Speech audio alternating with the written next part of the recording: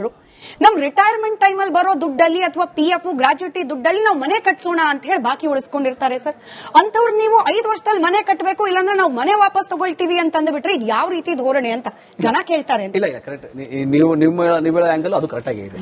ಯಾಕಂದ್ರೆ ಯಾರೊಬ್ಬ ಬಡವ ತುಂಬಾ ಕೇವಲ ಒಂದೇ ಆದಾಯ ನಂಬಿಕೊಂಡಿರ್ತಕ್ಕಂಥವನು, ಸ್ವಂತ ಮನೆ ಇಲ್ವೇ ಇಲ್ಲ, ಕಷ್ಟಪಟ್ಟು 20 ವರ್ಷ ದುಡಿದು ಒಂದ್ ಸೈಟ್ ತಗೊಂಡು ಇನ್ನು 20 ವರ್ಷ ಆದ್ಮೇಲೆ ಮನೆ ಕಟ್ಕೊಳ್ಳೋಣ ಅಂತ ಕಾಯ್ತಿರೋರು ಇರ್ತಾರೆ. ಅದರ ಬಡವರು ಇದ್ದಾರೆ, ಇಲ್ಲ ಅಂತಿಲ್ಲ. ಆದ್ರೆ ಕೆಲವರು ಯಾವ ತರ ಇದ್ದಾರೆ ಅಂದ್ರೆ, ಸ್ವಂತ ಮನೆ ಇದ್ರೂ ಕೂಡ, ಆಸ್ತಿ ಇದ್ರೂ ಕೂಡ, ಇನ್ನೊಂದು BDA 60-40, 60-80 ದೊಡ್ಡ ಸೈಟು, ಕಾರ್ನರ್ ಸೈಟು, ಆಕ್ಷನ್ ತಗೊಳ್ಳೋದು, ಅರ್ಜಿ ಹಾಕಿ ತೆಗೆದುಕೊಳ್ಳೋದು, ಹಣ ಕಟ್ಟಲಿಕ್ಕೆ ತುಂಬಲಿಕ್ಕೆ ಅವರು ಶಕ್ತಿ ಸಾಮರ್ಥ್ಯ ಇರ್ತದೆ, ಅಥವಾ ಹಣ ಸೈಟ್ ತಗೊಂಡು ಅದು ಬೆಳಿಲಿ, ನಂತರ ನೋಡೋಣ, ಅದು ಮಾರ್ಕೊಳ್ಳೋಣ, ಕಟ್ಕೊಳ್ಳೋಣ, ಮುಂದಕ್ಕೆ ನೋಡೋಣ ಅಂತ ಆತರ ಇಟ್ಕೊಂಡವರು ಇದ್ದಾರೆ. ಸೊ ಹಂಗಾಗಿ ಇದು ಎಲ್ಲರಿಗೂ ಅಪ್ಲಿಕೆ ಆಗ್ತದೆ ಅಂತಲ್ಲ.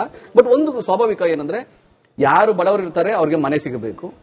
ಯಾರು ಈ ಉಳ್ಳವರೇ ತಗೊಂಡು ಇನ್ನೊಂದನ್ನ ಅದನ್ನ ಇಟ್ಕೊಂಡು ಖಾಲಿ ಇಟ್ಕೊಂಡು ಕಾಂಪೌಂಡ್ ಇಟ್ಕೊಂಡು ರಿಯಲ್ ಎಸ್ಟೇಟ್ ಮಾಡಕ್ಕೆ ಇಟ್ಕೊಳ್ಳೋದು ತಪ್ಪಾಗುತ್ತೆ. ಎಲ್ಲಿ ಸ್ಪೆಸಿಫಿಕ್ ಆಗಿ ಹೇಳಿದಿರಿ ಸರ್, ಅಂದ್ರೆ ಯಾರು ಬಡವರು ಇದ್ದಾರೆ ಅವ್ರಿಗೆ ನಾವು ಅವರಿಗೆ ರೂಲ್ಸ್ ಅಪ್ಲೈ ಕಾನೂನು ಮಾಡಿಲ್ಲ. ಈಗ ಒಂದ್ ನಿಮಿಷ, ಅದೇನು ಕಾನೂನೇನು ಮಾಡಿಲ್ಲ. ಅಂದ್ರೆ ಕೆಲವರು ಯಾರು ರಿಯಲ್ ಎಸ್ಟೇಟ್ ಉದ್ದೇಶ ಇದ್ದಾರೆ ಅವರಿಂದಾಗಿ ಬಡವರು ಅನುಭವಿಸಬೇಕು. ಇಲ್ಲ ಕೇಳಿ, ಅವ್ರಿಗೆ ಅನುಭವ 5 ವರ್ಷದೊಳಗೆ ಸಾಲ ಸೋಲ ಪ್ರಾಣ ಹೋದ್ರೂ ಪರವಾಗಿಲ್ಲ ಮನೆ ಕಟ್ಬಿಡ್ಬೇಕು. ಡಿಬೇಟಿಗೆ ಬರುತ್ತೆ ಅದು. ನೋಡಿ, ಯಾವಾಗ್ಲೂ ಅಷ್ಟೇನೆ ಕೈಗಾರಿಕೋದ್ಯಮಿಗಳು KIDB ಲ್ಯಾಂಡ್ ಅನ್ನ ತಮಗೆ ಬೇಕಾಗಿರೋ 2 ಎಕರೆ ಲ್ಯಾಂಡ್ ಬದಲು 20 ಎಕರೆ ತೆಗೆದುಕೊಳ್ಳೋದು, ಬಿಕ್ಕಿದೆಲ್ಲ ಕಾಂಪೌಂಡ್ ಹಾಕೊಳ್ಳೋದು, 10 ವರ್ಷ ಬಿಟ್ಕೊಂಡು ರಿಯಲ್ ಎಸ್ಟೇಟ್ ಮಾಡೋದು, ಇಂಥವೆಲ್ಲ ನಡೀತಾನೆ ಇದಾವೆ. ಸೊ ಅಂತವೆಲ್ಲ ಆಗಬಾರ್ದು. ಮನೆ ಸರ್, ಮನೆ ಕಟ್ಟೋ ಉದ್ದೇಶದಿಂದ ತೆಗೆದುಕೊಳ್ತಿರುವ ಸೈಟ್ಗೆನೆ ಸ್ಪೆಸಿಫಿಕ್ ಆಗಿ ಪ್ರಶ್ನೆ. ನನ್ನ ಹತ್ರ ದುಡ್ಡಿಲ್ಲ, 40-50 ವರ್ಷ ನಾನು ದುಡ್ದಿದ್ದೀನಿ, ದುಡ್ದಿರೋ ದುಡ್ಡಲ್ಲಿ ಸೈಟ್ ತಗೊಂಡಿದ್ದೀನಿ, ನನಗೆ ಈಗ ಮನೆ ಕಟ್ಟಕ್ಕಾಗಲ್ಲ, 5-10 ವರ್ಷ ಆದ್ರೂ ನನ್ನ ಸಾಲ. ಸರ್, ಸೈಟ್ ತಗೊಳ್ಳೋ ಸಾಲಕ್ಕೇನೆ ವ್ಯಾಲಿಡಿಟಿ 10-15 ವರ್ಷ ಇರುತ್ತೆ ಸರ್. ಸೈಟ್ ಸಾಲನೇ ತೀರಿಸಿರೋದಿಲ್ಲ, ನೀವು ಮನೆ ಕಟ್ಟಿ ಅಂದ್ರೆ ಸಾಲ ಯಾರು ಕೊಡ್ತಾರೆ? ಖಂಡಿತ ನಿಮ್ಮ ಮಾತನ್ನ ಒಪ್ತೀನಿ, ಆ ತರ ಜನನು ಇದ್ದಾರೆ, ಇಲ್ಲ ಅಂತ ಹೇಳ್ತಿಲ್ಲ.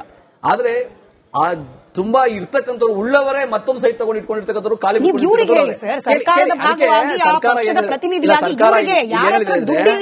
ಸರ್ಕಾರ ಇವಾಗ ಏನ್ ಹೇಳ್ತಾ ಇದೆ ಅಂದ್ರೆ, 5 ವರ್ಷ ಒಂದು ರೀಸನಬಲ್ ಟೈಮ್. ಅದು 5 ವರ್ಷ ಒಂದು ರೀಸನಬಲ್ ಟೈಮ್. ತಾವು ಮನೆ ಇಲ್ಲ ಅನ್ನೋರಾದ್ರೆ ಮನೆ ಕಟ್ಕೋಬೇಕಾಗತ್ತೆ, ಅದಕ್ಕೆ ಬ್ಯಾಂಕ್ ಮುಖಾಂತರ ತಗೋಬೇಕಾಗ್ತದೆ. ಯಾಕಂದ್ರೆ ಖಾಲಿ ಬಿಟ್ಕೊಂಡು ಯಾರು ರಿಯಲ್ ಎಸ್ಟೇಟ್ ಮಾಡಕ್ಕೋಸ್ಕರ ಅವಕಾಶಗಳು ಮಾಡ್ಕೊಳಕ್ ಸಾಧ್ಯ ಆಗೋದಿಲ್ಲ. ನಿಮ್ಗೆ ನೋಡಿ ಏನಂದ್ರೆ, ಇನ್ನೂ ಬಡವರಿದ್ದಾರೆ, ಅರ್ಜಿ ಹಾಕುವಂತವ್ರು ಬಡವರಿದ್ದಾರೆ, ಅವ್ರಿಗೆ ಮನೆ ಬೇಕು ಅಂತ ಕೇಳುವಂತವ್ರು ಬಡವರಿದ್ದಾರೆ, ಅವ್ರಿಗೆ ಸೈಟ್ಗಳು ಸಿಗ್ತಿಲ್ಲ, ಡಿಮ್ಯಾಂಡ್ ಜಾಸ್ತಿ ಇರೋ ಬಡವರಿದ್ದಾರೆ. ಅವ್ರಿಗೆ KHBಗಳನ್ನ ಬೆಂಗಳೂರಲ್ಲೇ ನಾವು ಆನೆಕಲ್ಲು, ಶಿಡ್ಲಘಟ್ಟ, ಬೆಂಗಳೂರಿನ ಗ್ರಾಮಾಂತರ ಭಾಗಗಳಲ್ಲಿ ಮಾಡ್ತಾ ಇದೀವಿ. ಸೊ ಅಂತವ್ರು ಕೂಡ ಅನುಕೂಲ ಆಗುತ್ತೆ. ಅದು ಒಂದು ನೋಡಿ, ಈಗ ಅದಕ್ಕೆ ಕಿತ್ಕೊಂಡ್ ಬಿಡ್ತಾರೆ, ನಾಳೆಗೆ ಕಿತ್ಕೊಂಡ್ ಬಿಡ್ತಾರೆ, ಕಾನೂನು ಮಾಡ್ಬಿಟ್ಟು 45 ಮಾಡ್ತಾರೆ, ಆತರ ಏನಿಲ್ಲ. ಆದ್ರೆ ಒಂದಂತೂ ಸ್ವಾಭಾವಿಕ, ಯಾರು ಅದನ್ನ ತಗೊಂಡಿದ್ದೀರಾ, ಉದ್ದೇಶ ಏನಿದೆ ಆ ಉದ್ದೇಶವನ್ನ ಈಡೇರಿಸ್ಕೊಳ್ಳಿ. ನೀವು ಬ್ಯಾಂಕ್ ಈಗ ಅದು ಪಟ್ಟಿ ಮಾಡ್ಬೇಕು. ನೀವೆಲ್ಲ ಕರೆಕ್ಟ್ ಇದೆ, ಯಾರು ತುಂಬಾ ಬಡವರಿದ್ದಾರೆ ಅವ್ರು ಕಟ್ಟಕ್ ಸಾಧ್ಯನೇ ಆಗಲ್ಲ, ಅವ್ರು ಇನ್ನೂ 20 ವರ್ಷ ಬೇಕು, ಅದನ್ನು ಗೊತ್ತಿಲ್ಲ, ಆ ತರದ ಮಾಹಿತಿ ಇರಬಹುದು.